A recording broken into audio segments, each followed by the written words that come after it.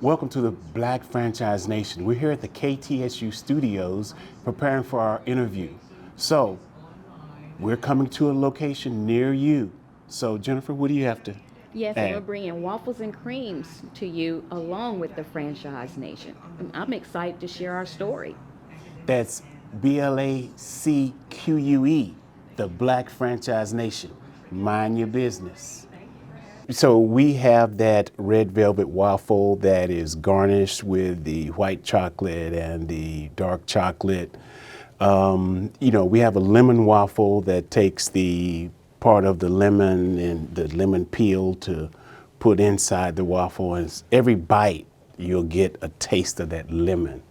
So, this concept came about years ago.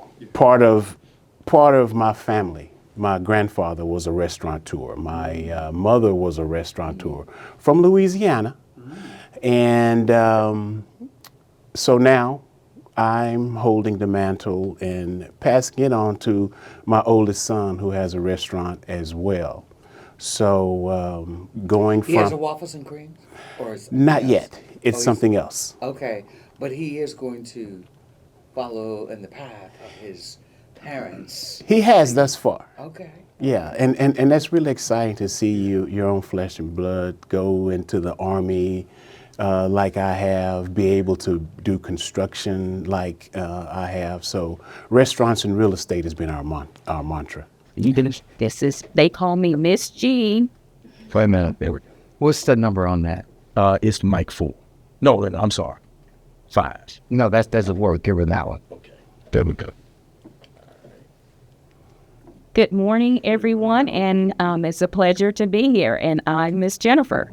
Hi, Miss Jennifer. We're delighted to have you again and good to see you again. Likewise. Yes. Now, you all are a black-owned culinary spot, a hot spot. Can we talk about the culinary part a little bit? Sure.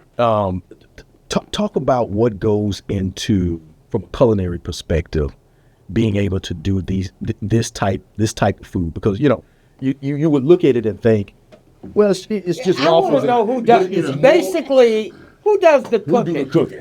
I can tell by the way he's talking about the food that they know what they're doing. I believe they know what they're doing. You're talking about the burst of certain flavors with that some chicken. Yeah. Well, I think to go back to the thing is the family bonding over breakfast and lunch. Yes. We have two sets of kids. We have our kids that are in the 30s, and we have kids that are in the 20s. So the younger kids in the 20s, they like to experiment with food on Saturday mornings. So we allow them to be creative. And in that creative process, we have the fresh fruit, the chocolate chips. They can choose whatever they like to go in their waffles or pancakes. So it's like that love that you're putting into home-style, real cooked food, not just a, Yeah. Yeah. Frozen something. Every time you mention fresh fruit in the batter, yeah. that just does something to me. And it will once you take a bite. I promise you, because we've had customers, foodies come from Chicago, bring the family, and the guy says, my wife heard about this on Instagram and she wanted to come and check it out. So they got on a plane, came to the Humble location, and I'm like, wow. To have that kind of drawing power for And I'd like to add back to the freshness and then allowing your children to be a part of the bonding and building of a brand. We're old school. So we got to relate to the millennials and the Gen Zs. And so they like creative things, flavor. So that's why we love to part of those two together, home style with the new school flavers. Pebbles. This is amazing because I can't cook at all. Well, you can cook. I don't even You come can from a do cooking this. family. I know my mom's like, It's not different. this is amazing. I just the dynamic in terms of just the family dynamic. Can you all talk about that? You talked about family bonding that happens through cooking, through dinner time. How much of that drives your business model? We still a lot of families come in. A lot of us, especially working mothers, sometimes they don't have the time to create that home style meal that they would like to. Sure. So it was great to come into a restaurant that can provide that home style cooking and give their children that experience as well. So I think that's what one of the drivers for that. And so as a franchisor, we have a mantra that we like to assist in building Black businesses for the next 500 years. That's one of the reasons why we became a franchise, so a franchisor. And, we've been a franchisee with a company called Wingstop for the past 22 years. So that is where we learned the ins and outs and what it would take to be a franchisor. This opportunity that we're providing for those who are, they can take 401k money, they can take, a small investment and turn that money into generational wealth for their family. In our franchising process, we look to bring in brand partners to do a 2-store minimum here in Houston, the Dallas area, Atlanta. I've been to Chicago to speak with potential brand partners, also in Toronto as well. We're having our franchise disclosure document translated from the American version to Canadian so we can take advantage of Toronto as well. So Canadians like waffles. Yes. Everybody People come from around the world Yeah. to get chicken and waffles. Give us some waffles in. And the drug, I feel you. You know what, man? You remember when Martin opened that restaurant, man? Rent a spoon. And how serious Cole was about the rent a spoon. Cole wanted him to open. Yeah, man, but it was really the waffles, man. It was really pays too, right?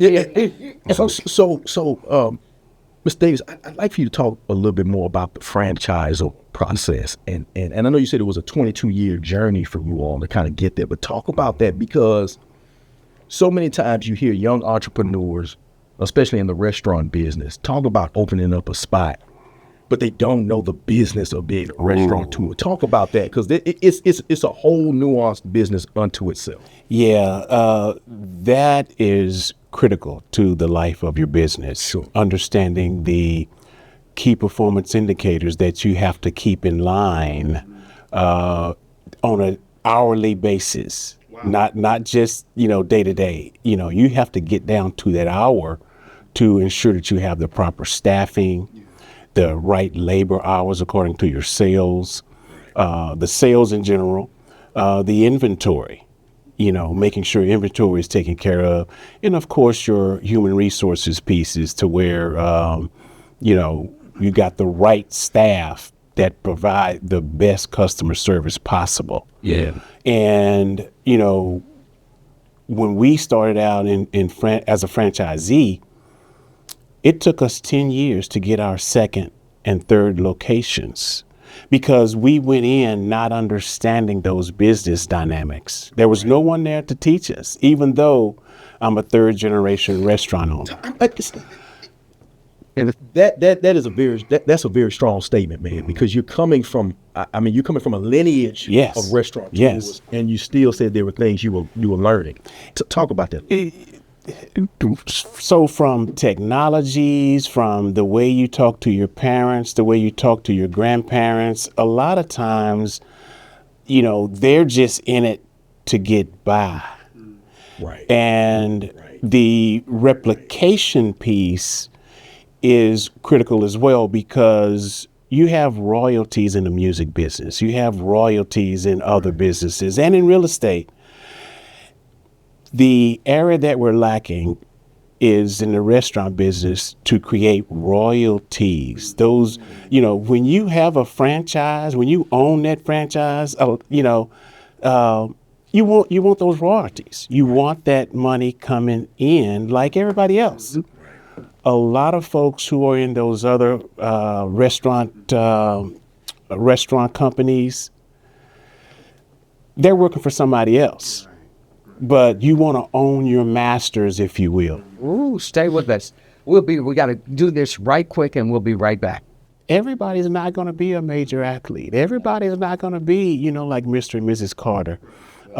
Everybody, it won't be able to do that. So you may be able to do it in the restaurant business, and be careful not to pass by your blessing, because even though you don't want to do whatever it is you don't want to do, that might be your opportunity to get there. Right. And to add to that, looking at college students, we're both graduates of Prairie View A&M University. We won't hold that against What? you. We definitely. Right. What? And we'll just say it's an HBCU. Yeah, we're HBCU. But guess Yeah, what? I and took that- a class we could from do that. the law doctor. I can't remember his name at this point here at KTSU. So you're an honorary tiger. Yes. Okay, What I you like can to pull that share in. with our community and audience is that, for lack of a better word, let's stop the hate. Stop hating each other. Support each other, even if we're at different HBCUs. We need our students to be not only educated, but we want them to be business owners coming out of college, have that mindset, that mind shift of I can do this. So I think there's some paradigms or something in the colleges that really need to change to more of an entrepreneurial Absolutely. lab. If you're in business, we need to put you in a real lab to help you understand, get the hands-on experience as opposed to just the books. Because that's when I went to college, it was all about books. And if you got the opportunity to do an internship, most of us don't get the opportunity to do an internship. So that's where we come in. I love it. Donna Franklin and the team were great. Marcus, he was great as well. Jennifer, what do you think? Yeah, I think it was an excellent opportunity for us to share franchise information with our community and to continue to support our community and build Black businesses. Yeah, we want to build Black businesses for the next 500 years. Let us help you. We are the franchise experts. So whatever business you have, let us know. The Black Franchise Nation podcast is coming soon. Be ready.